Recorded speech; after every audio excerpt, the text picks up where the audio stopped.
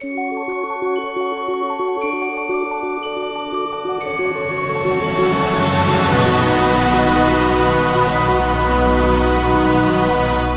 afternoon, everybody. Rob Leslie's my name, and I'm the founder of Sedicii. And what we do is we look after your identity and try and make sure that people can identify you safely and securely. I'd like you to meet Jane. In the old days, Jane would go into her corner shop or her wine shop or her bank, and she would have a personal relationship with the person behind the counter. That has changed. When we do business online, the merchants we do business with know very little about us. In fact, they've got to trust that all the information we give them is true. And many times, it's not. Two problems the merchant has. They've got to identify you. They've got to know who you are. So in this case, who is Jane? And then the second problem, once they've got the information, is how can I keep it safe? And we've seen a lot of big cases in the news recently where people have failed to do that. We think we've got the solution to that, and it's called Sedicii. We have patented a method to keep information that two parties hold private, without exposing it to either party, and yet communicate between them that the information is the same. So I know what your name is without you telling me what your name is. I'd like to talk a little bit about identity for a second. Identity as we know it today on the web is a little bit like DNA. You've got bits, DNA fragments all over the place, stored in companies and utilities and retailers and banks, all over the place. Fragments. What we're trying to do is to pull all that information together and recreate you, your DNA, your identity DNA, and make it holistic. We do this by putting a Sedicii server into all of these organizations, which converts the information that you hold, the identity attributes, into a form that is only communicable between another Sedicii party. So it's absolutely of no use to somebody who steals that information.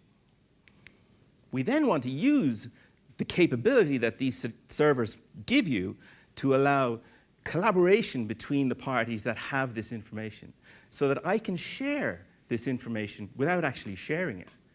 I'm providing attributes, trusted attributes, to others who might want to know that I am me because I deal with somebody else.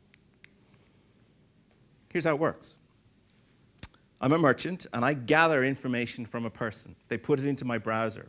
It's a 2-second exercise to put that bit of JavaScript into a web page that allows it to load in a browser. I send a request to the exchange, say I need to convert or confirm this date of birth, or a passport number, or whatever, nationality. I route that to somebody who has that information and has previously verified it. What we've created is that little bit of magic that allows the interchange between the person or the organization who has previously verified that information with the browser that doesn't know who you are, without ever exchanging the information. So the integrity of the information is maintained at all times, yet I'm still able to confirm that the information is true or false. Data never leaves the browser. Data never leaves the organization, ever. Two sides. Here's how it works. So I take a date of birth, and for those who are technical in the audience will understand this. I apologize for those who may not. We hash it. We encrypt it. We then apply it to a graph. A graph looks something like a Rubik's Cube, if you can visualize it.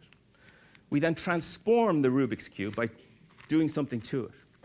We then take this and we compare it with another organization who's previously done it. And what we do is we break it up into its component parts. And we say, right, is the color in the top left-hand corner yellow compared to this one? Is it yellow? No, it's not. Well, that's the answer we actually expect, which is the right answer. So we ask a lot of these questions, and we get the answers back.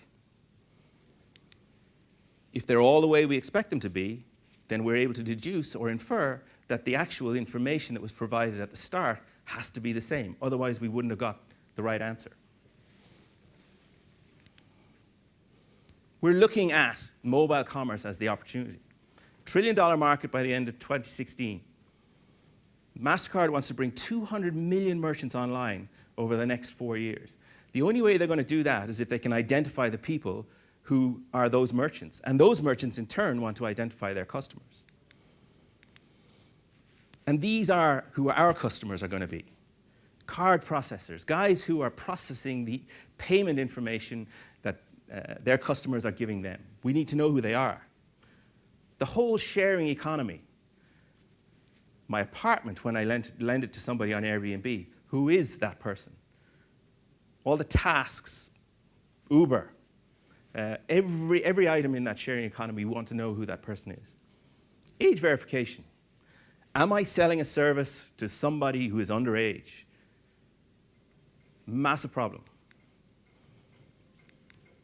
Our competitors, we're trying to bring fraud prevention, identity validation together by bringing speed and accuracy into the equation.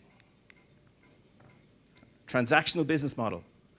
The more you buy, the less it costs. Very strong team. My background is engineering, and we've recently had 2 people join from Vodafone in the UK to help us address the mobile market. Thank you very much. I'm afraid your time is up.